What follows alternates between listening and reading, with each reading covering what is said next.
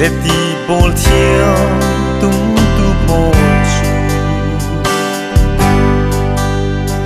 beidon nak le mual phu nak men asi man se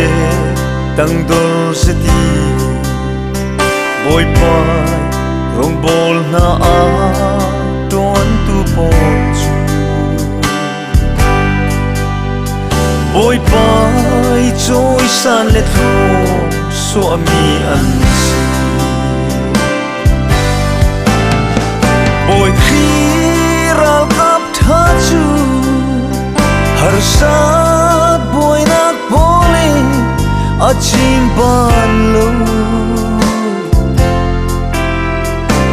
mai lam pangin an fe si le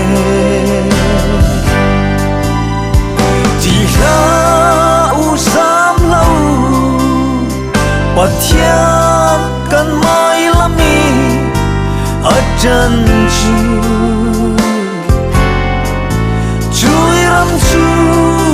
boy pai in peki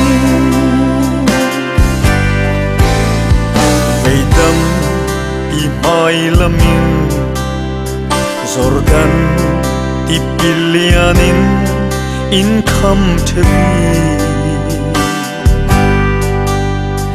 vây tâm pi dung là mình phây thôn in đô thiên pi mang băng phan sa vây đón nak in kanun ichin buai theo man se ne nak chupo pa in ipe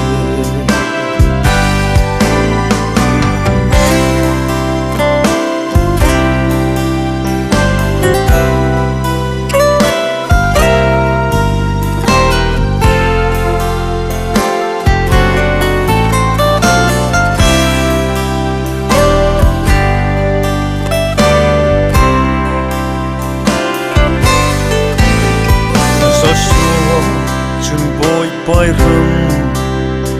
rang a thi tiang in ral a dau bang khale khal chun boy pa rang ral a dau chu bang lên kan ni khal boy pa ram câu na khang rao đâu về sẽ đâm lal na gram hi thiat balus boy khi rao kap tha chu har sat boy nak bolin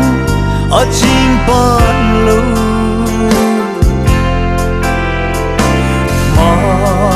lam panen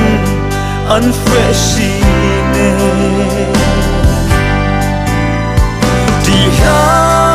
usam lau pathian kan mai lami ajan chu chui ram chu boy pai in peki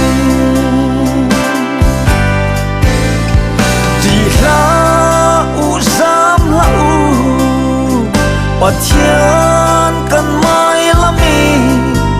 ajan chu